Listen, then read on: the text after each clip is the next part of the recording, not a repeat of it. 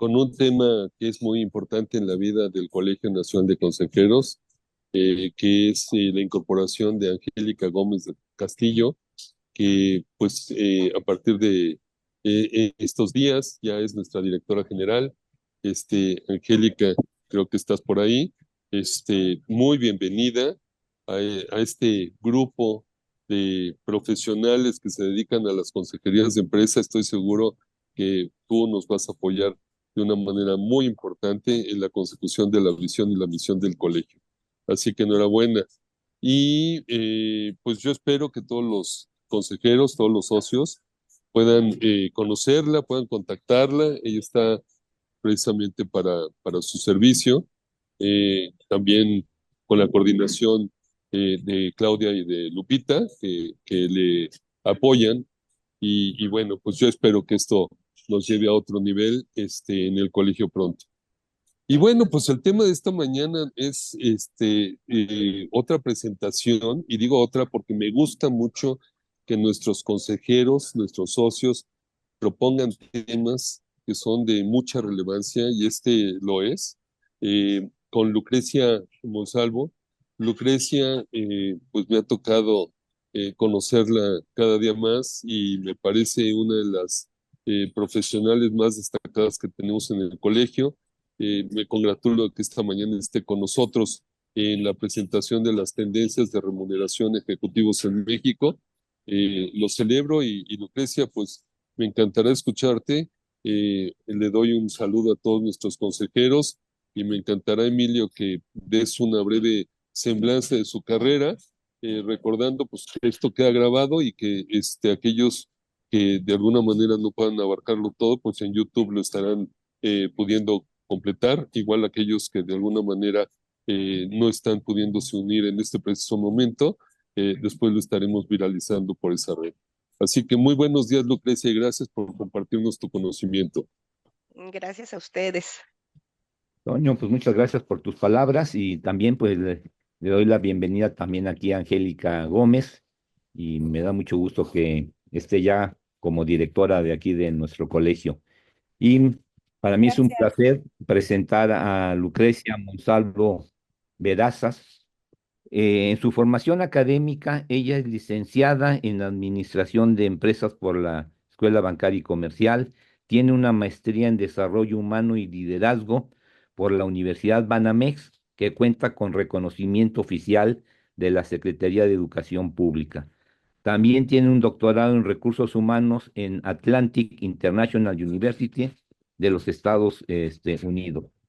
En su actividad profesional, ella fue directora de compensaciones y desarrollo en el grupo financiero Banamex Citigroup, en la Bolsa Mexicana de Valores como subdirectora de Recursos Humanos y Servicio.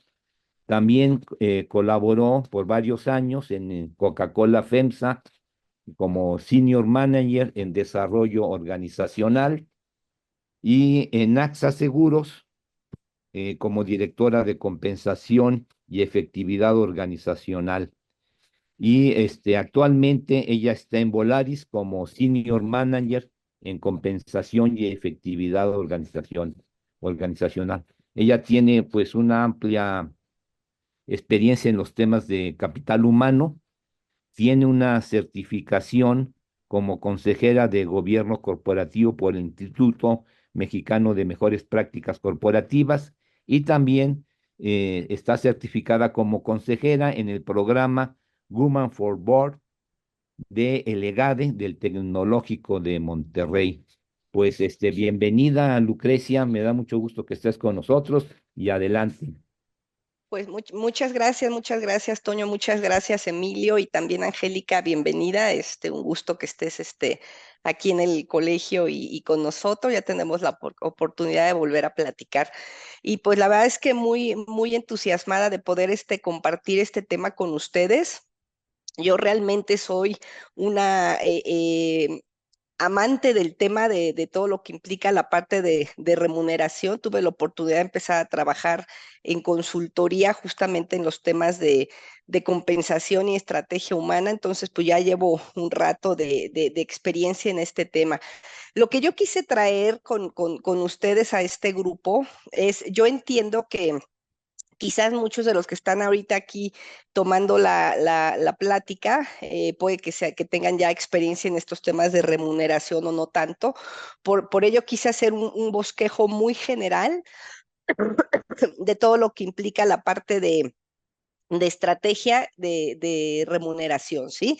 Entonces, hay algunos conceptos que requieren como mucho detalle, mucha técnica, o sea, la verdad es que todo el mundo de las compensaciones, yo siempre he dicho que en la compensación, los compensólogos deberíamos estar certificados, puesto que somos los que manejamos uno de los rubros más importantes para las organizaciones, como es toda la parte del presupuesto de nómina.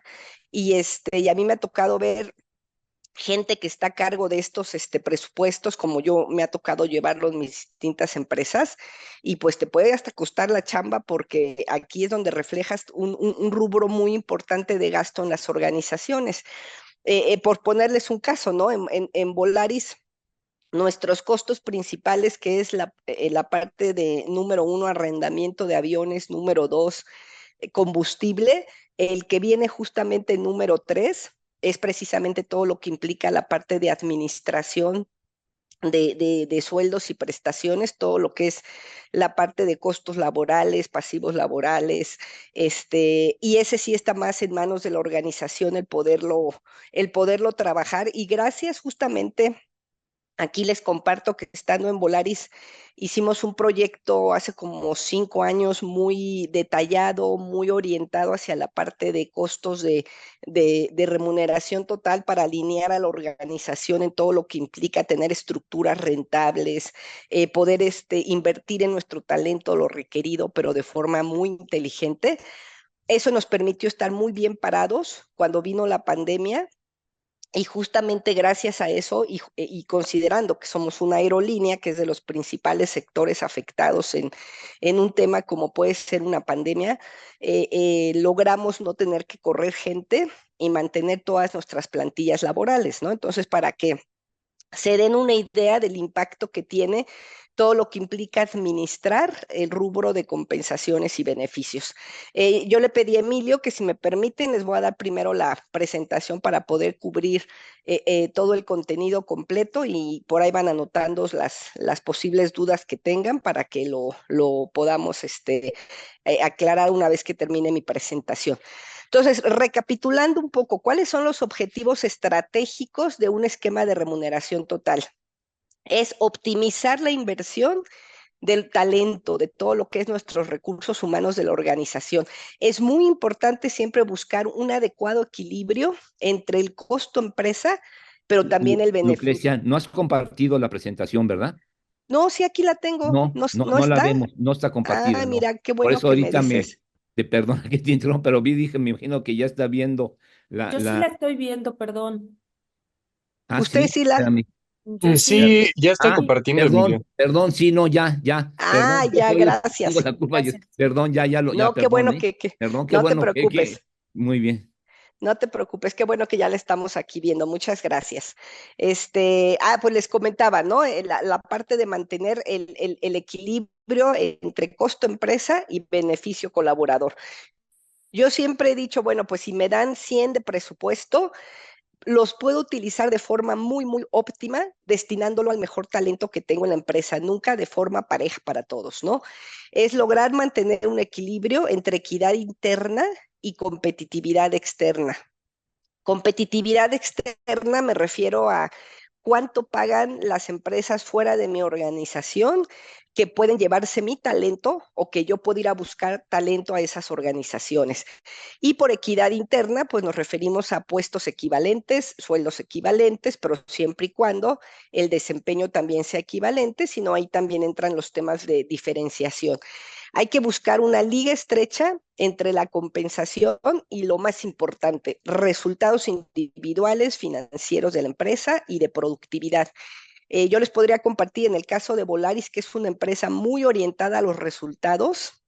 Nuestros esquemas de compensación, todos tienen un alto contenido de componente variable para que podamos reconocer a la gente por sus resultados.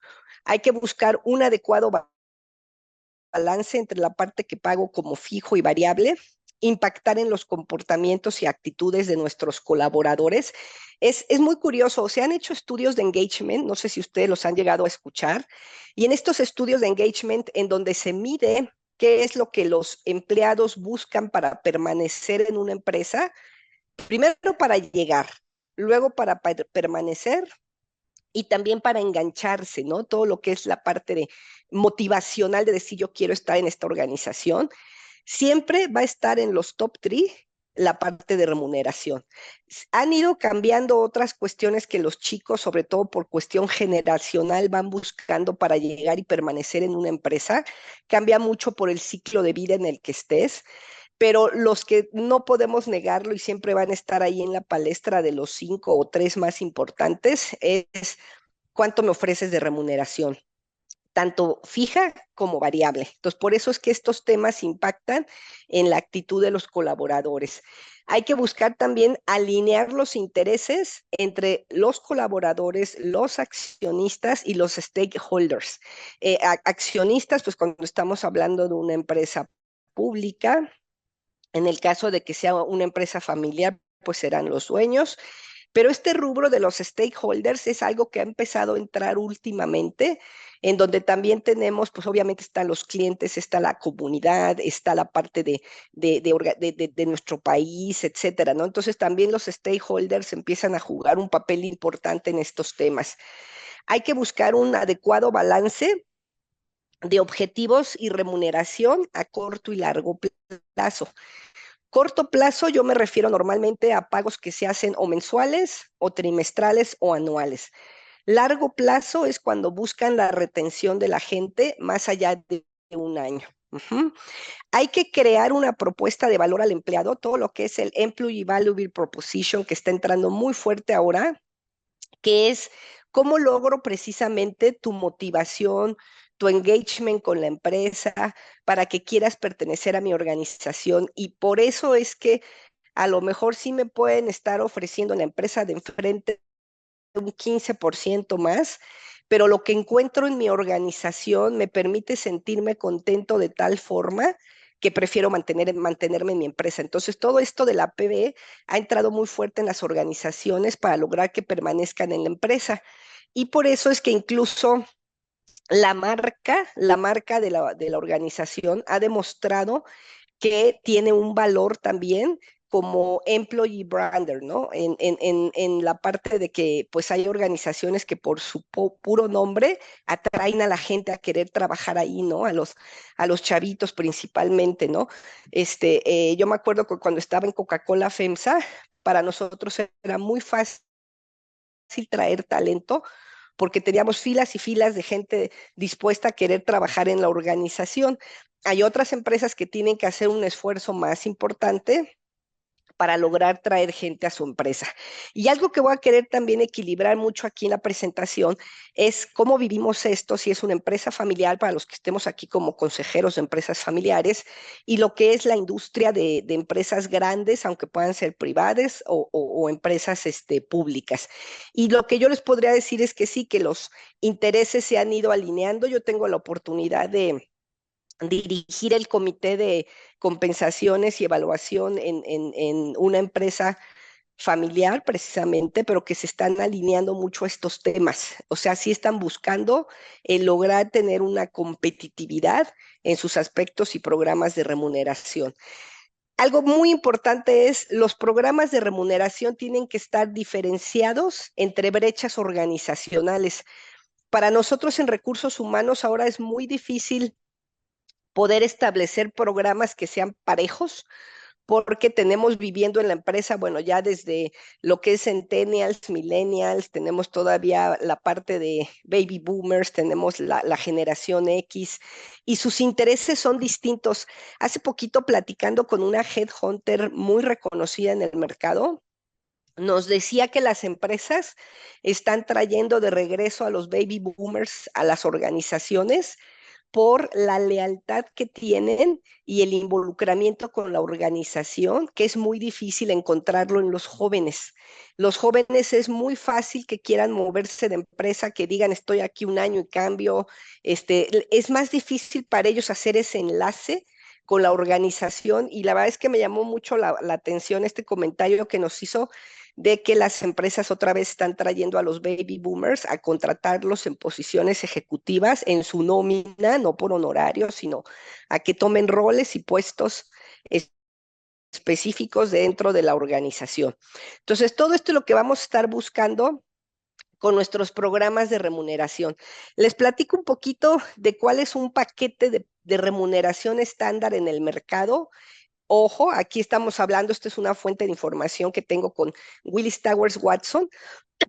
Recuerden que tenemos consultores que se dedican a levantar información de compensación en los diferentes mercados, industrias, países, etcétera, y ellos nos ayudan mucho a tener esta información disponible. Y vuelvo a lo mismo, sea una empresa familiar, sea una industria grande, sea una industria pública, estos paquetes se van manteniendo en todas las organizaciones.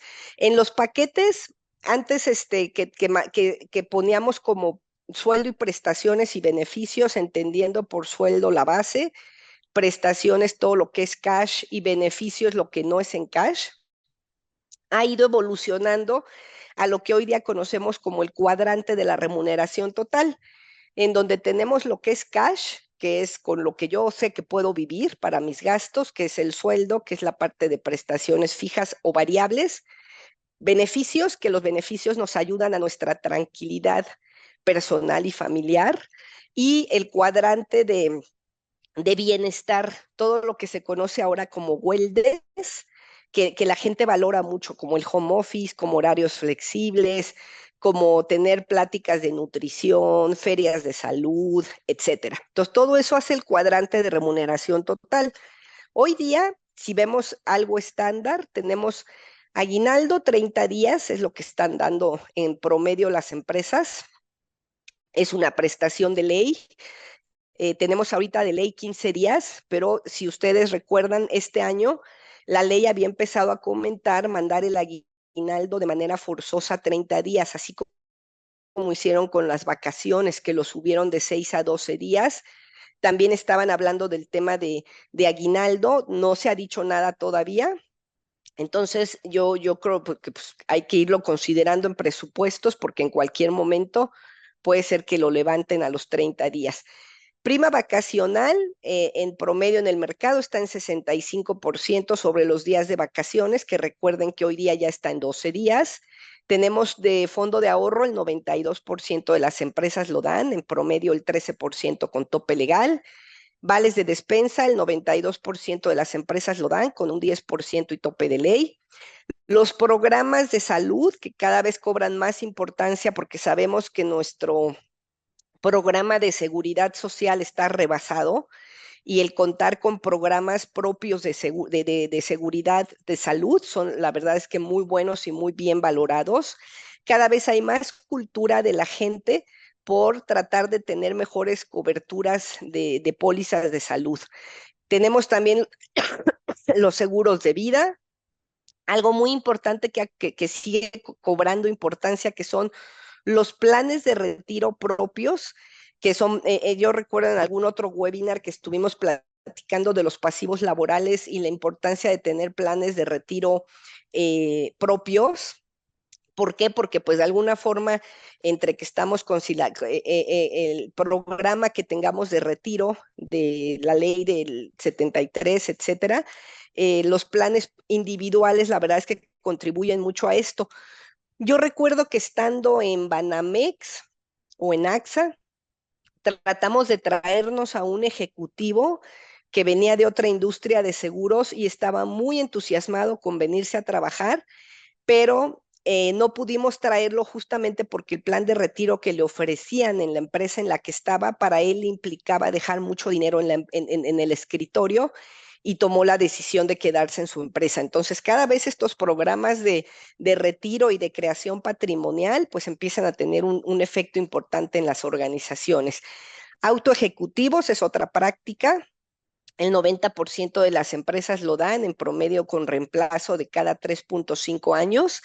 Y una parte, a mí me llama mucho la atención, no sé si tuviera aquí colegas de recursos humanos, pero en principios de los 90, cuando la ley decide que ya no iban a ser deducibles los autos ejecutivos, de todos modos, en México, las empresas decidieron sí seguir dando autos ejecutivos y es una prestación que hoy día sigue. Los americanos les cuesta mucho trabajo entender estos programas que tenemos de prestaciones, porque para los americanos es sueldo y bono. O sea, sueldo y pagos variables, punto. Tienen su sistema de ahorro, su sistema de salud es el público, y es lo único que tienen en sus programas. Siempre dicen que en las culturas latinas tenemos muchas prestaciones y beneficios, eso los confunde, pero bueno, ya lo van asimilando y entendiendo. En la parte de tendencias de lo que está pasando con ejecutivos, los incrementos a sueldo antes era muy diferenciado. Si nuestros empleados estaban creciendo 8%, gerentes para arriba estaban creciendo 12, 15%. Hoy día se ha ido acortando la brecha. Las empresas tratan de dar el mismo incremento de sueldos. Ustedes lo pueden ver aquí. Incluso los sindicalizados o no ejecutivos pueden llegar a crecer en sueldo un poquito más que los ejecutivos. Entonces, por ahí no va el tema de remuneración a ejecutivos, sino más bien por temas variables, ¿no? ¿Qué vemos en la parte variable? Empresas preocupadas en revisar las estructuras de sus planes variables a corto plazo, que principalmente son los bonos ejecutivos, asegurarse que están alineados a la estrategia del negocio y que estén generando resultados. Las revisiones incluyen métricas adecuadas y montos objetivos. Algo muy importante de estos programas de compensación variable, que es el corazón de la remuneración a ejecutivos, es precisamente que son autofinanciables. ¿Por qué? Porque el logro de resultados de mis ejecutivos permite que yo como empresa logre mis objetivos estratégicos. Entonces es un ganar-ganar, ¿sí? Y el diseñar planes de compensación variable es súper detallado, es muy meticuloso, requiere entendimiento de cuáles son las variables que le dan valor a mi empresa y que a la vez sean obviamente que se puedan lograr por parte de la gente. A largo plazo se está incrementando las empresas que otorgan estos beneficios. ¿Cuáles son los planes a largo plazo? Para empresas públicas es el tema de asignación de acciones. Esto también se puede hacer incluso con empresas que no sean públicas. A mí me tocó trabajando en consultoría diseñar programas de largo plazo tipo Phantom Stock Exchange para empresas que aunque no cotizan en la bolsa, sí puedes sacar el valor de la organización y traducirlo a una forma en que te dé cierto puntaje para que puedas establecer un programa de remuneración a largo plazo. Otro punto en la parte ejecutiva es la revisión de las métricas de ESG. Esto me llama mucho la atención porque ya en los programas de compensación variable les empiezan a poner a los ejecutivos objetivos orientados a temas de ESG, todo lo que es la parte de responsabilidad social, etcétera, y esto se está considerando en los esquemas de remuneración ejecutivos para alinear todos los intereses de la empresa. La revisión de los perks ofrecidos a CEOs, que los perks son como los pagos especiales, no son pagos, son beneficios específicos para personal ejecutivo, como son los directores generales, que puede ser en algunos casos, si a lo mejor lo traigo de otros países, pues su ayuda de renta, colegiaturas de los hijos, etcétera, ¿no? Y revisión de los niveles de compensación a presidentes y miembros de consejo de administración. Aquí en el colegio hemos tenido otros webinars o información en la cual nos presentan cuánto se está remunerando a los consejos de administración. Entonces, es alinear la parte de remuneración ejecutiva a lo que estamos haciendo con nuestros propios consejos. El corazón de la parte de remuneración de altos ejecutivos es, sin lugar a dudas, la compensación variable. La compensación variable debe estar diseñada de tal forma que nos permita atraer, retener y motivar a nuestros colaboradores. No solamente ejecutivos, cada día los programas ya se aplican a todo el personal. Yo estando en Banamex, estando en Coca, estando en AXA y ahora en Volaris, todos nuestros empleados tienen un programa de compensación variable, todos, sean sindicalizados, sean ejecutivos, no ejecutivos, contribuidores individuales. Y fíjense algo muy interesante, nuestro personal sindicalizado siempre está súper motivado hacia la parte variable. Por ejemplo, los pilotos y sobrecargos tienen horas vuelo. Nuestros mecánicos tienen su bono mecánico. Nuestros agentes de tráfico, que son los que los reciben cuando ustedes llegan al aeropuerto, tienen sus bonos por atención a clientes y por departure on time, ¿no? O sea, porque los vuelos salgan en tiempo. Y la gente se motiva mucho a participar de esos resultados en equipo, de forma individual. ¿Por qué? Porque este tipo de programas alinean el pago con los resultados del negocio, refuerzan cambios culturales. Me llamó mucho la atención alguna ocasión que me buscó un headhunter y me dice, oye, Lucrecia, te busco, sí, en gran medida por tu capacidad, por tu currículum, tu experiencia, pero sobre todo porque Volaris tiene fama de que quien trabaja en Volaris la puede hacer en cualquier organización, porque es una empresa muy intensa, muy orientada a resultados. La compensación de ustedes está muy ligada a la aportación que den ustedes a la empresa y no cualquiera le entra tan fácil a un esquema de remuneración así, como que prefieren tener más en el fijo y estar más tranquilos en el variable. Entonces, esa parte me gustó porque dice, sí es cierto, la empresa generalmente va creando una cultura, un marco, un conocimiento, una personalidad en el mercado, en donde cuando haces tus programas de atracción de talento y de reclutamiento, dices, algo muy importante es el fit cultural.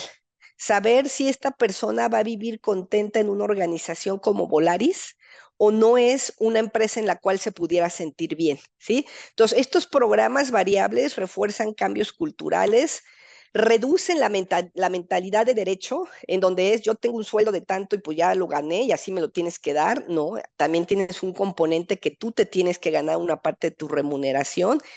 Da a los empleados un gran interés por los resultados de la empresa. Aquí, curiosamente, en las empresas que he estado, que la mayoría han sido públicas, ves a la gente checando cómo anda el precio de la acción, porque de alguna forma sí sabes cómo van los resultados de la organización. Se fomenta mucho la comunicación de valores a los colaboradores y los principios de diseño es siempre tomen en cuenta, es más, todo lo que implica diseñar un programa de remuneración variable por sí mismo es un concepto que podremos dedicarle varias horas aquí a que ustedes vieran cómo se diseñan estos programas de remuneración variable. Yo siempre he comentado que los tenemos que hacer en conjunto con el área de negocio, porque ellos son los que conocen perfecto cuáles son las variables que detonan ese tema. En Banamex, ¿no? Por ejemplo, cuando dábamos tarjetas de crédito al grupo de chicos que colocaban tarjetas de crédito, pues tú dices, hasta tantas tarjetas estamos en break-even. A partir de tal tarjeta, que para mí ya es una ganancia, comparto contigo los resultados de cuántas tarjetas coloques, ¿no? Y entonces empiezas a hacer ahí la mezcla de tu compensación, que obviamente no es lo mismo poder colocar tarjetas bancarias que tener a mis banqueros patrimoniales, que ellos pues venden proyectos de largo plazo. ¿Sí? O sea, entonces por eso es que ahí va cambiando, ¿no? La banca corporativa, la banca empresarial. Y entonces tienes programas dentro de la empresa que son muy, muy diferenciados según las características del área, de la gente que está en esa actividad. Entonces, por eso es que hay que considerar la cultura de la empresa. Los programas deben ser claros de cómo se miden los resultados, tanto individuales como de la empresa, qué componentes tienen. No hay que dar margen a la discrecionalidad, porque ahí ya se murieron los programas variables. En una de las empresas que me tocó, parece mentira, que era un poco más fácil administrar los programas de compensación variable, fue en Coca-Cola FEMSA, porque todo estaba perfectamente calibrado y alineado. Entonces me dabas tu resultado de desempeño. Yo tenía los resultados de la organización, tenía la parte del costo de mano de obra, lo integraba y en automático calculaba la compensación variable. No tenía un margen de discrecionalidad. Y tiene que tener una condición de riesgo compartido entre tu empresa y entre yo empleado.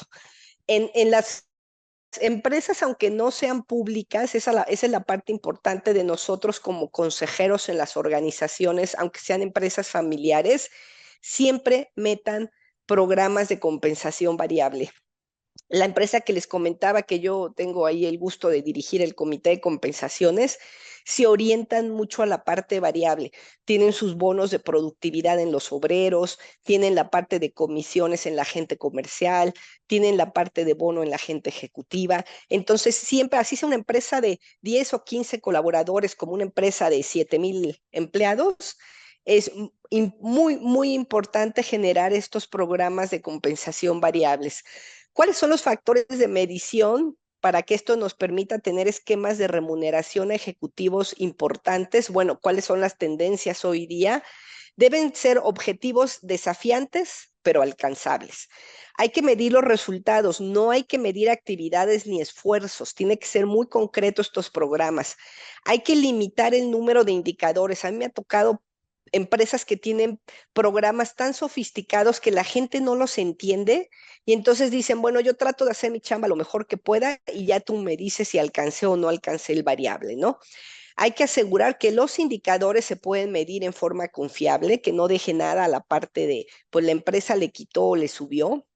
Yo les puedo decir que aquí en Volaris, uno de los programas que ve mucho el board es justamente cómo diseñamos la parte variable y más la de altos ejecutivos, ¿sí? Y ya de mi C-suite, todo lo que es mi comité ejecutivo, directamente ellos la definen, cómo queda la compensación variable. Y cada año nosotros estamos comunicando a nuestros ejecutivos cuáles van a ser las variables a medir en ese año, ¿sí? Hay veces que hemos puesto incluso comparativas con otras industrias, con otras aerolíneas, perdón, y ahí vemos cómo está su costo por milla y su venta por milla. Y entonces con base en eso decimos tenemos que quedar por lo menos entre los 3 primeros para que entre el bono. ¿Sí? Entonces hay que tener limitado el número de indicadores, asegurar que se puedan medir de forma confiable, que estén alineados a los objetivos de la organización. Los indicadores, algo muy importante, se tienen que ponderar con base en su importancia. No todos deben de pesar lo mismo. Se debe percibir que se tiene influencia en el logro de objetivos, por eso es que en nuestra escala variable, entre más alto es tu puesto, más alto es tu porcentaje variable dentro de tu remuneración y se busca que con tus resultados impactes a los resultados de la empresa. El logro de indicadores no financieros, también los no financieros tienen un alto contenido de peso, por ejemplo, liderazgo, desarrollo de gente, satisfacción del cliente en la propuesta de valor, clima laboral. A mí me encanta cuando a nuestros ejecutivos les ponemos en sus objetivos el clima que sale en su área. Nosotros aplicamos la encuesta de engagement, la encuesta de clima, una vez al año o a veces cada 2 años, y según los resultados del área, al ejecutivo se le asigna un resultado y se le remunera con base en eso, ¿sí? Entonces, cada vez, así como los de stakeholders, como los de ESG, en la parte de liderazgo es muy, muy importante en la remuneración. Hemos tenido ejecutivos que son estupendos, y se los puedo decir en Banamex, y era muy conocido, ¿no? El liderazgo era muy rudo en la empresa, Claro que obviamente uno de los bancos en la época que yo estuve de mejores resultados en la banca en México, pero el tema de liderazgo estaba súper golpeado y cuando empezamos a trabajar en ese tema, cuando llega Citi y compra Banamex y se meten más en los temas de clima, se tuvieron que hacer varios ajustes con ejecutivos que eran muy, muy prestigiados por la forma en que llevaban la tesorería, la banca corporativa, y pues no les fue tan bien a la hora que entraron a evaluar los resultados del liderazgo. Entonces, algo que también está cobrando mucha fuerza hoy día en la remuneración de ejecutivos es qué tan buenos líderes son dentro de la organización. Y pues obviamente ahí tenemos a varios de nuestros ejecutivos con coach para que los ayuden en desarrollar sus actividades, sus competencias soft, porque las hard las tienen muy bien, son muy buenos en su área de expertise, pero la parte soft nomás no se les da y por eso estamos aquí acompañándolos en un programa de coaching ejecutivo para que puedan desarrollar esos temas de liderazgo. En cuanto, ay, aquí se me movió déjenme ver, aquí está, que venía. En cuanto a la parte de prácticas de compensación variable, lo que tenemos es a nivel CEOs, pues obviamente de largo plazo, que es la barrita oscura, si ven la gráfica del lado izquierdo, la que viene horizontal. Corto plazo, pues el 90% lo dan, largo plazo el 50%, en directores ejecutivos el 85% y el 45% de largo plazo, pero si nos vamos a gerentes, la parte de largo plazo ya es menos. Y acuérdense que largo plazo son prestaciones tipo asignación de acciones. Entonces, casi siempre son las empresas públicas las que tienen estos programas.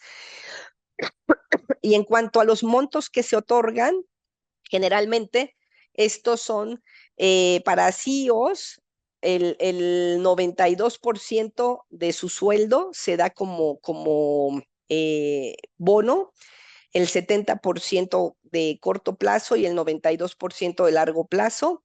En directores anda como en 50%, en directores ejecutivos, en directores no ejecutivos anda como en 30% y en gerentes ya anda como entre 18 y 30%. Esto es para que se den idea de cuánto pesa la parte de compensación variable en nuestros ejecutivos. Ese es el porcentaje de sueldo base. Y esta es la fuente de información, la traigo de nuestros consultores que son Towers Watson. Después tenemos en el corto plazo, lo que se reconoce más en las empresas es en el 53% utilizan de rango para la parte variable entre el 50, 100 y 200% del sueldo según los resultados. El 47% tiene variaciones. La curva más común y la que yo recomiendo es que arranquen con un 50% siempre y cuando se logre el 80% mínimo de resultados y que en máximo estén en 150% y el máximo normalmente es si superaste 20% tu cumplimiento que se te solicitaba. Los objetivos financieros se calibran de diferentes formas. Como les comentaba ahorita, ¿no? Normalmente es al mínimo, es decir, lograste por lo menos esto, te doy el 80%. Target es cumpliste al 100% lo que esperaba de ti, pues te toca tu 100%. Y si excediste tus métricas, el máximo sería a un 120%. ¿Por qué? Porque sí es importante ponerle topes a los planes, si no se nos puede desbordar aquí el tema económico. Yo me acuerdo cuando entré a Banamex, fue justamente en el 2008, que fue la quiebra del sector financiero en Estados Unidos por el tema de las hipotecas. Y fue cuando incluso a Banamex, bueno, a Citi lo compra el gobierno, fue de las pocas industrias, pocas empresas que no dejaron morir, porque ya habían quebrado 2 o 3 instituciones financieras muy importantes. Y algo que se descubrió fue que la parte variable en la banca era extremadamente agresiva. Y entonces el banquero, bueno, Si podía, vendía a su abuelita con tal de que se llevara su objetivo financiero. Acuérdense de los problemas que hubo en Comercial Mexicana, y entonces se decidió topar más los programas variables, hicimos un shift y mandamos una parte al fijo. Dijimos, preferimos tener el fijo un poquito más alto, pero ya no tener programas variables tan agresivos, porque los banqueros de verdad, en su afán de poder llegar a esas metas, pues incurríamos a veces en que pudiera haber cierto riesgo de cómo estaban llegando, ¿no? Entonces, por eso es que ahí se empezaron a reforzar todas las estrategias y políticas de gobierno corporativo, porque eso afectaba directamente a los pagos a la gente. Tan es así que empresas públicas tienen que revelar, y ustedes si ven ahorita el reporte anual de Volaris, ahí pueden ver cómo anda la compensación de nuestros altos ejecutivos. Y si ustedes lo ven en Estados Unidos, ahí te dice cuánto gana el director general de Citi y cuál es su bono anual. Y yo cuando estaba en Banamex tenía que estar reportando de mis altos ejecutivos su esquema de remuneración, porque de esa forma se iba a la información pública que daba a conocer al inversionista en general de información de remuneración. Entonces, esto es para que se den una idea de la importancia que tiene para nosotros que somos expertos en compensación dentro de recursos humanos, porque lo que manejamos de sueldo, de prestaciones, de diseño de programas variables, pueden afectar a la empresa incluso hasta para lo que tienen que revelar en estados financieros e información al público en general, ¿no? ¿Cuáles son las variables más utilizadas? Es la utilidad de operación, el EBIT, el EBITDA, para los que son financieros, que seguro aquí hay financieros que son mucho más expertos que yo en estos temas. Ventas, normalmente a través de rangos, y todo lo que es la parte de flujo de efectivo, pues que esto va estableciéndose mucho por industria, que si el ROI, que si el WACC, etcétera, ¿no? En incentivos de corto plazo, las ponderaciones y las métricas para director general es el 100% resultados financieros. Vicepresidentes y directores, aquí sí te considero un 30% de desempeño individual, que esa es la parte soft que les comentaba. Qué tan buen líder eres, qué tan bien comunicas, qué tan bien sigues los resultados de tu gente. En gerentes ya estamos 50-50, en supervisores ya pesa más la parte individual que la parte financiera. Nosotros en Volaris a nuestros contribuidores individuales, el 80% es desempeño individual y el 20% pues comparten los resultados de la empresa, ¿sí? Como les comentaba, la métrica más utilizada es el EBITDA, tanto en México como en Estados Unidos. Ventas, utilidad neta, entre otras. México es un país que para diseño de programas variables, trata de seguir mucho lo que hace el mercado americano, porque como les decía, para nuestros amigos del norte, pues para ellos lo importante es sueldo y la parte variable, ¿sí? Ellos no entran y no entienden temas que si el aguinaldo, la prima vacacional, tus vales de despensa, tu fondo de ahorro, para ellos eso es sueldo, ¿sí? Entonces lo tienen en la parte fija. Pero diseñar programas variables de corto y largo plazo son maestros, son expertos en este tema, y de ahí en México hemos ido tomando mucho de sus ideas que tienen en desarrollo. Cuando yo trabajé en Willis Towers Watson, había un área que se dedicaba específicamente a diseño de material intelectual. Y ahí diseñaban nuevas prácticas para bonos, cómo calibrar, cómo compensar, etcétera. Y la verdad es que hay buena escuela de aprendizaje con nuestros colegas americanos. En la parte de largo plazo, esto sí solo aplica para empresas públicas. Nos hemos movido de stock options a IRUs, que son las unidades, acciones restringidas, ¿sí? Y también están entrando las acciones que se deciden con unidades de desempeño. Pero cuando yo trabajé en consultoría, me tocó trabajar con varias empresas, incluso del sector, las IAP, o sea, de asistencia, que no son con fines lucrativos, y les interesaba poner este tipo de planes de largo plazo. Estos tienen tanta importancia por lo que les comentaba de las quiebras que han tenido algunas empresas. Lo que hacen es que en sus programas ejecutivos les dicen, a ver, noviembre 2024, te asigno 1,000 en base a acciones, pero vas a poder ejercer el 30% al año, el otro 30% al otro año y el otro 30% al otro año. Y una práctica que recién entró hace poquitos años, justo después de las quiebras por las hipotecas que hubo en Estados Unidos, es que entraron los programas de clawback. Los programas de clawback es, tú este año tuviste resultados espectaculares, pero a lo mejor colocaste del portafolio productos que no eran los más rentables, ¿sí? Entonces ese año lo lograste. Pero el año siguiente mis resultados no fueron buenos en ese portafolio. El clawback me permite retirarte lo que ibas a ejercer al año siguiente. Entonces te retiro esa parte de tu programa de compensación variable. ¿Por qué? Porque son acciones que puedes ir gozando conforme pasan los años. Incluso los americanos decían, no, pues hagamos lo mismo en México. Y si ya te deposité el bono, te lo retiro. Yo lo que les decía, perdón, pero en México no. En México dinero pagado y depositado ya no lo puedes quitar por ningún motivo. O sea, laboralmente está totalmente prohibido. Yo le puedo depositar el bono al ejecutivo y al día siguiente, si quiere, se lo gasta. Me costó mucho trabajo que me entendieran esa parte, pero por lo menos dijeron, bueno, que ya, pues ahora sí que yo les decía, lo pagado, pagado está. Y en tu programa de largo plazo sí puedo retenerte las acciones que no has devengado si los resultados de la empresa no fueron buenos en el largo plazo. Este es un tema bien interesante.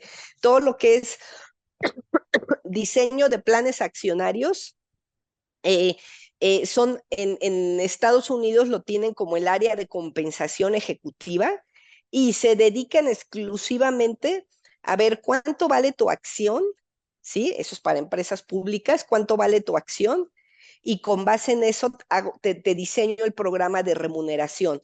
Y en empresas que no son públicas también se puede hacer porque dices cuánto vale el capital de mi empresa, lo conviertes a unidades y puedes asignar esas phantom stocks, así como empresas, acciones fantasma, para que lo ligues a temas de largo plazo. Y bueno, aquí para ir ya cerrando mi presentación, ¿qué intereses tienen las diferentes partes en los esquemas de compensación variable? El accionista es el enlace directo entre la creación de valor, ¿no? El consejo directivo, simplicidad y facilidad de uso y comunicación. Los mandos medios están orientados al line of sight sobre el comportamiento individual, la influencia y las métricas. Line of sight es la correlación de valor que existe entre todos mis empleados y los intereses de la empresa.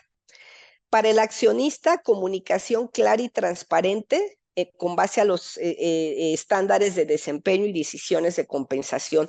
En los boards me ha tocado ver que cada vez más el consejero tiene que estar preparado en entender los esquemas de remuneración, porque si algo ve el consejo es la remuneración del director general y sus reportes directos. A veces se van un nivel abajo, pero siempre tienen que estar viendo esta parte. Entonces, el board cada vez entra más a las decisiones de compensación de la empresa. El consejo directivo, resultados de desempeño y pago razonable y defendibles. Los mandos medios, alineación entre la estrategia de negocio y la operación. Nuestros mandos medios es la liga entre mis ejecutivos y toda mi fuerza laboral. Accionistas, calibración justa entre resultados y pago. Consejo directivo, flexibilidad para abordar retos de retención y medición. Y mandos medios es la mezcla entre el pago fijo y variable que rete y estimule, pero que sea alcanzable. Y la creación de valor entre el accionista y el comité ejecutivo. El accionista, ellos se centran en la apreciación de valor de la acción, ¿sí? Esto es obviamente para empresas públicas. Y el comité ejecutivo, que esto aplica en cualquier organización, es la utilidad económica creada en el tiempo. Y lo que a mí me ha tocado ver, cuando me ha tocado asesorar empresas pequeñitas que apenas están iniciando sus actividades, siempre ponen un componente variable en los 2 o 3 empleados que van a tener para que de alguna forma yo esté protegido de que una parte de tu pago va con base en los resultados que vaya teniendo mi empresa. Entonces, así sea una pyme, una empresa pequeñita o una empresa muy grande, el esquema variable siempre va a ser altamente reconocido y valorado. Estos programas tienen que tener diseño personalizado, no copien a otras empresas, los planes variables tienen que ser totalmente individuales, es el modelo de negocio reflejado en lo que voy a pagar a mi gente. Si el negocio cambie, actualicen el plan. Revisen el programa al menos una vez al año. Revisen cómo van avanzando los pagos reales. Yo mido mensualmente, mando un tablero a mis directores para que vean cómo van sus programas variables. Y en cuanto vemos que ya están en 100, 100, 100 todo el tiempo, decimos, esto ya es un sobresueldo. Ya la gente se acostumbró a así poder lograr las métricas. Entonces revisamos y lo hacemos un poquito más retador. Mantener el plan lo más simple posible y estén monitoreando y evaluando el plan constantemente, ¿no? Entonces, esto era lo que yo quería compartir con ustedes. A manera de resumen, es el corazón de la remuneración a ejecutivos hoy día en México son los programas de compensación variable, tanto a corto como largo plazo. Pero otra nota importante que les dejo es que los programas variables tengan objetivos de desempeño soft, como es el liderazgo, como son las prácticas de responsabilidad social, como son el tema de clima, ¿sí? Y no solamente lograr resultados por lograr resultados, sino también ir creando. Las encuestas de engagement reflejan que hoy día los chavos dicen, para que yo esté en una empresa es porque se interesa en el bienestar de la comunidad, son socialmente responsables y les interesa cómo me siento yo como persona. O sea, eso es una parte muy inspiradora para ellos. Por eso es que nuestros ejecutivos tienen que estar alineados a fomentar y generar eso dentro de sus organizaciones. Sí, entonces, pues, Emilio, pues con mucho gusto, si me dices para las Sí, preguntas. muy bien, muy interesante, Lucrecia, tu participación. Aquí tenemos varias preguntas. Mira, una es, ves que hablas de indicadores que se deben de seguir para la compensación variable y hablas de imitar el número, pero no comentaste qué número sería, qué sería lo que tú recomendarías con respecto a indicadores que se deben de seguir. ¿De qué número estás hablando de indicadores? Ok, mira, en mis programas que yo tengo hoy día diseñados, para la parte corporativa, que esas se las mido a todos, tengo 3, ¿sí? Y para la parte individual, le pido a la gente que sea entre 3 y 5. Los individuales es por su performance, sus proyectos, sus objetivos que tienen. Por la parte de la empresa, lo que son las métricas corporativas, que con eso jugamos todos, normalmente son 3 las que tenemos, que esas sí son entre 2 y 3, y las individuales entre 3 y 5. Ok, muy bien, muchas gracias. Aquí Blanca Rivera nos pregunta que qué porcentaje es el adecuado entre la compensación variable y fija. Mira, ¿Qué recomendarías? Y si hay también, porque luego hay una que habla sobre empresas familiares y otra que habla sobre el tamaño de la empresa.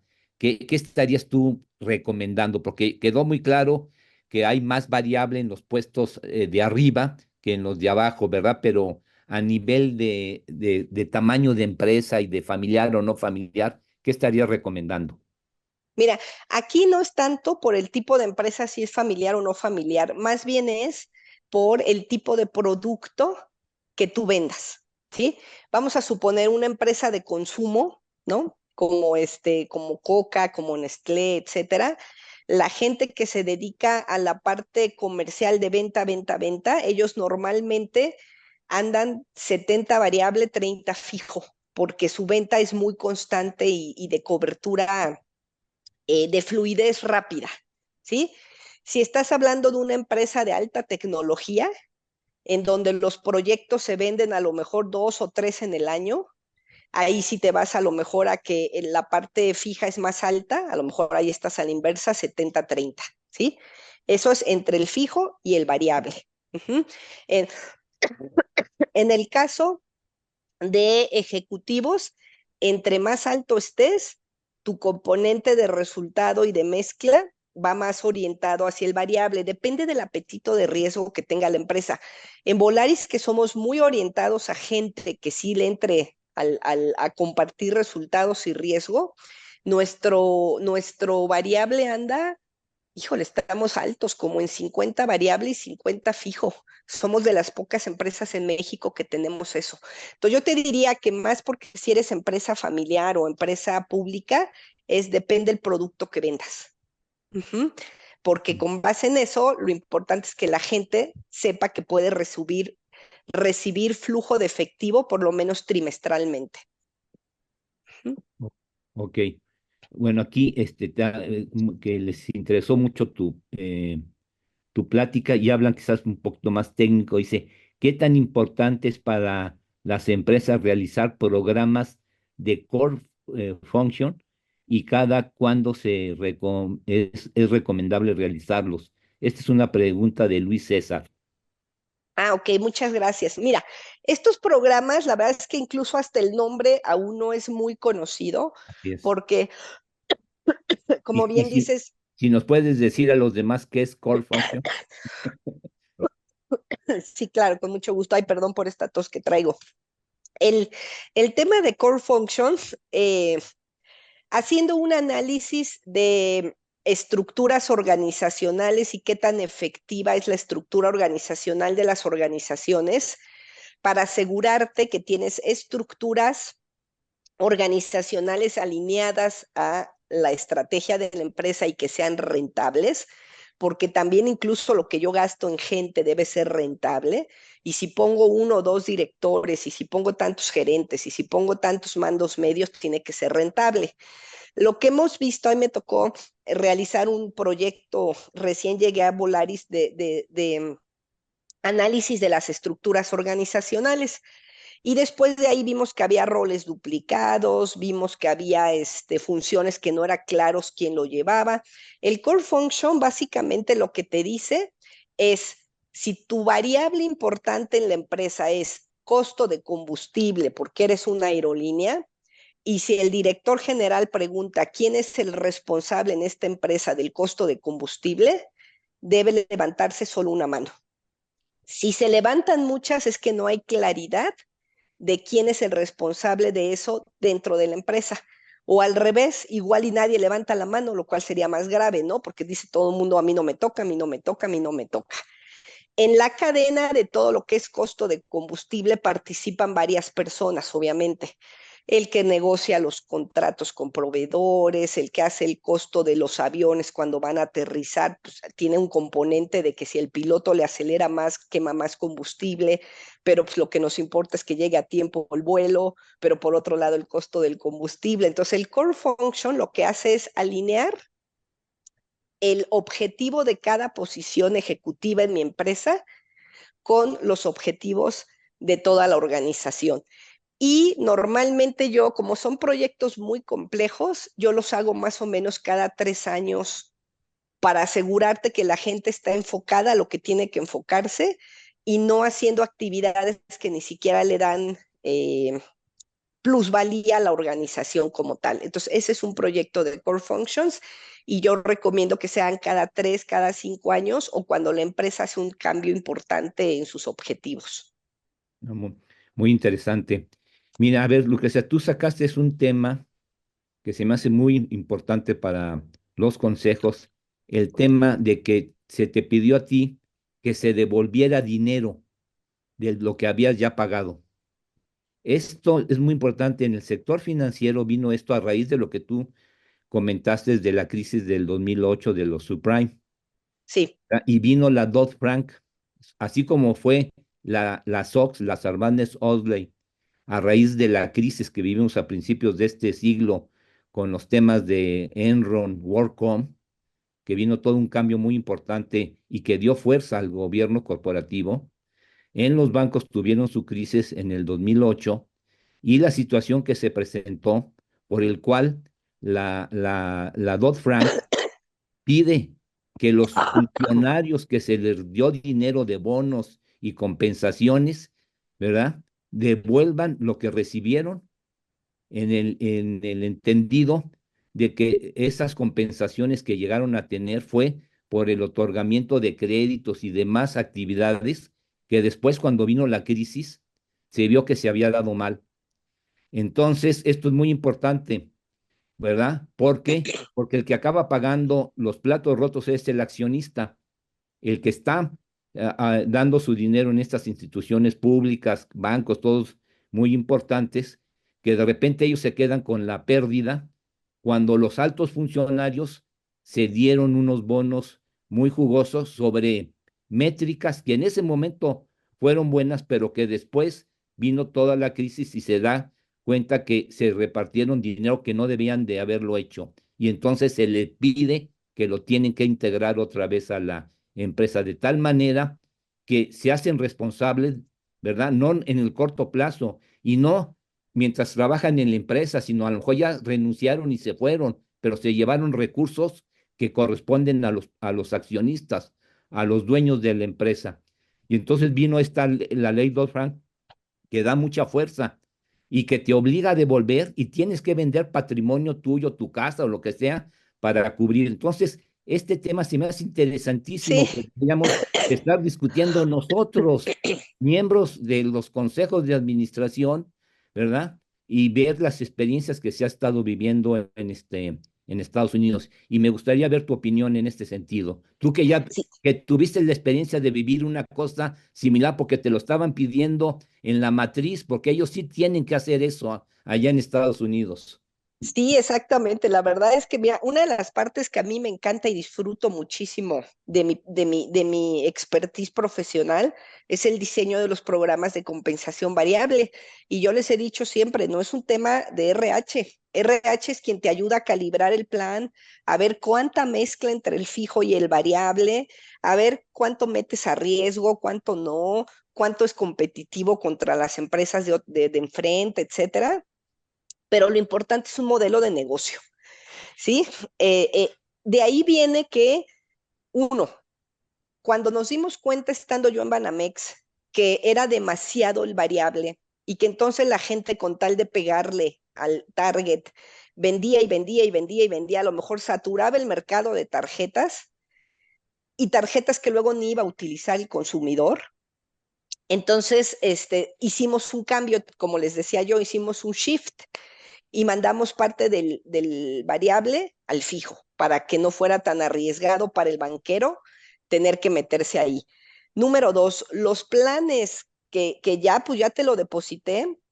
En el caso de México es en cuanto cae en tu nómina, en cuanto te lo deposito y en cuanto timbro el CFDI de que ya te pagué, para la ley en México es ya lo pagaste. Ya no tienes forma de pedirlo, no tienes forma de solicitarlo y la persona se lo puede gastar. Entonces, lo que se hizo fue que la parte de largo plazo es la que yo te pongo. Si eres empresa pública en acciones, si eres empresa no pública, puedo crear un phantom stock y son unidades de valor que te las pongo ahorita este año, pero que este año solo puedes ejercer un 25, te abre un portafolio, ¿sí? Y entonces ahí te voy poniendo el 25 de cada año durante 4 años. Viene el siguiente año, te vuelvo a poner 100, pero otra vez 25, 25, 25. Si los resultados de la empresa que tomamos decisiones en el 2024 hace que en el 2025 o 2026 tuvimos malos resultados, te puedo detener eso. O simplemente el valor de la acción no está en un momento que tú puedas venderlo. ¿sí? ¿Por qué? Porque dicen, la acción, si yo te la vendía en 15, tiene que estar por lo menos en 15 para que puedas vender, el plan solito se muere. Yo me acuerdo cuando estaba en Banamex, lo que hicimos fue decir, a partir de 1 millón de pesos de plan variable, arriba de 1 millón se va a acciones. Y la gente lo que me decía es, no me des más del millón, porque lo que yo quiero es cash y nada a largo plazo. ¿Saben cuánto tiempo se tardó en recuperar la acción de Citi después de la bronca de 2008? Yo salí en 2013 y la acción seguía sin recuperarse. Entonces, Así es. solito el plan se mataba. Ujú. Este tema es muy interesante verlo porque mira, y lo vimos en Estados Unidos, ¿quién pagó los platos rotos? Muchas veces el contribuyente, como Ujú. aquí cuando tuvimos la crisis en México. Y no se vale porque no nomás pierde, sino que el accionista es el que pierde. Lo vimos en Enron, lo vimos en WorldCom y lo estamos siguiendo viendo y nosotros como consejeros independientes y miembros de consejo tenemos que cuidar los intereses de los accionistas, ¿verdad? Totalmente. Y Y en fíjate muchos, que y en muchos fue por estar ligados y no hacer nuestra función y no estar viendo los problemas de agencia que se presentan. Entonces, yo creo que tiene que ser algo importante ver en un futuro esta situación que yo creo que debe de hacer y habría que analizar de que si funcionarios y ejecutivos se repartieron dinero sobre unas ciertas circunstancias que después se vio cuando vino las crisis, no se vale que el que pague los platos rotos sea el accionista y los funcionarios se salgan con la suya de haberse llevado el dinero y no haya una ley que los obligue a que tienen que regresar los recursos que se les repartió de una manera no correcta. Entonces yo creo que es algo interesante. A mí me gusta mucho la Dodd-Frank en Estados Unidos porque está cambiando la mentalidad de la operación en los negocios con respecto a los altos ejecutivos, es decir, el director general y su equipo en el desempeño de las empresas y hacer cada vez más claro la diferencia entre estar en el consejo con la función de gobierno y estar en la gestión que viene del director general hacia abajo. Pero muy interesante lo que acabas de comentar y la experiencia que tuviste. Mira, hay más preguntas. Cristina Casimiro me dice, muy interesante la inclusión de mediciones de liderazgo como objetivo a cumplir. ¿Hay alguna literatura que recomiendes tú, Lucrecia, en ese sentido, verdad? Que soporte este concepto de medir el liderazgo. mira, más que literatura, es todo lo que existe de materiales de los distintos consultores que se dedican a la parte de compensación, como Mercer, como Towers, como Hewitt, como Aon, todos estos consultores sacan sus publicaciones cada año en donde presentan las tendencias de objetivos para la parte de programas de remuneración variable. Entonces, ahí es en donde pueden encontrar qué tanta prevalencia hay hoy día de que en los programas variables tomen en cuenta en la parte soft y de desempeño individual cuestiones como liderazgo, como clima, como retención, comunicación, variables de ESG, etcétera. Ellos son los que tienen muy buena información porque ellos precisamente captan lo que está haciendo la industria, las empresas y las mejores prácticas en otros países. Entonces yo lo que les diría es recurran, porque temas de liderazgo, pues sí hay mucha literatura, ¿no? De libros de liderazgo para ser un mejor líder, pero tendencias de cómo considerar en los esquemas variables esto, con los consultores, ahí lo pueden encontrar, porque ahí viene información fidedigna de qué porcentaje de empresas lo están haciendo y cómo. Ok, Ujú. muy bien. Y aquí Carlos Flores hace una pregunta sobre los Battlefield Bonus. No sé si tú aquí los dice que son los bonos que se pagan cuando alguien va más allá del deber en la organización, hace algo extraordinario, ¿verdad? Dice, algún logro extraordinario, fuera de lo común, o que puso en riesgo algo personal para lograrlo, es decir, que vio por el bien de la empresa inclusive en contra probablemente de su bien personal. No sé si esta parte tú puedes decir algo al respecto. Sí, muy interesante el comentario porque, como les presenté, en los programas variables normalmente inician cuando estás al 80% de logro. Y ahí te doy a lo mejor un 50% de tu target. Luego está el 100% y luego entran los topes que puede ser al 120, 150, 200%. En estricta teoría, dentro de ese programa debería estar considerado los logros ejemplares, o sea, los logros que rebasaron los objetivos. Sin embargo, sí me ha tocado que si este año hubo un proyecto muy específico en la empresa que salió un poco de mis variables normales de mi posición, asigno un bono especial, ¿sí? En mi experiencia son muy pocos los casos que se dan porque en estricta teoría el plan variable debe estar, ahí lo debe reflejar en tus objetivos. Y si empiezas a manejar bonos discrecionales como estos, al rato la gente te lo pide mucho. Y entonces te empiezas a confundir, pues si era de tus objetivos, ahí debe de estar. Ajá.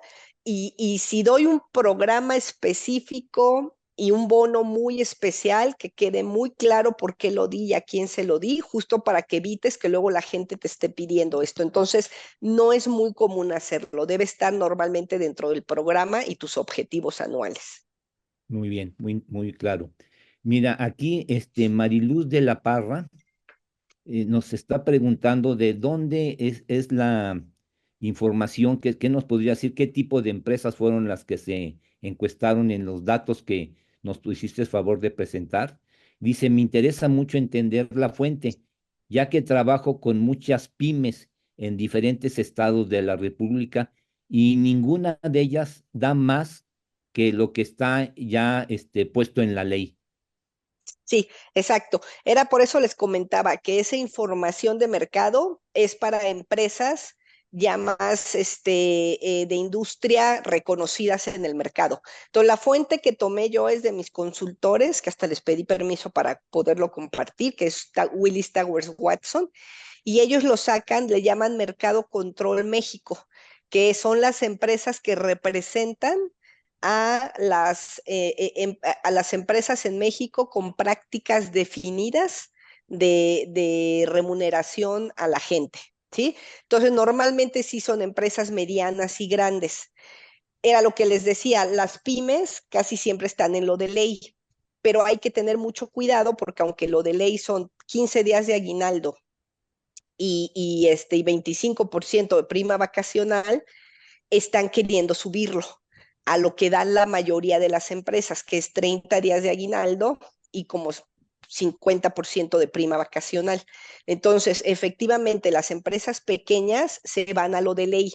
¿Yo qué haría si fuera una empresa pequeña? Por lo menos sí les trataría de darles 20 días de aguinaldo, porque seguro va a subir esa prestación, no sé si este año o el que viene, pero seguro va a subir, ¿no?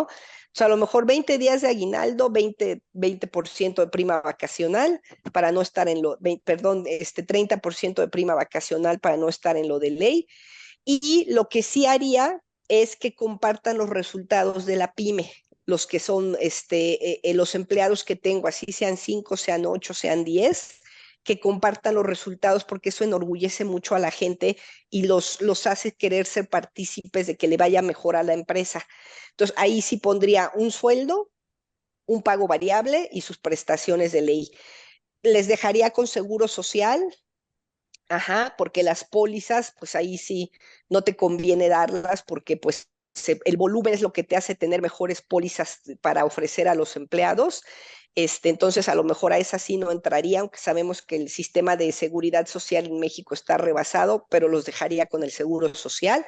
Entonces, yo que haría un paquete muy estándar de 20 días de aguinaldo, a lo mejor 30-35% de prima vacacional. Ya la ley subió los días a 12, entonces pues sus 12 días desde el primer año, y sí les pondría un pago variable.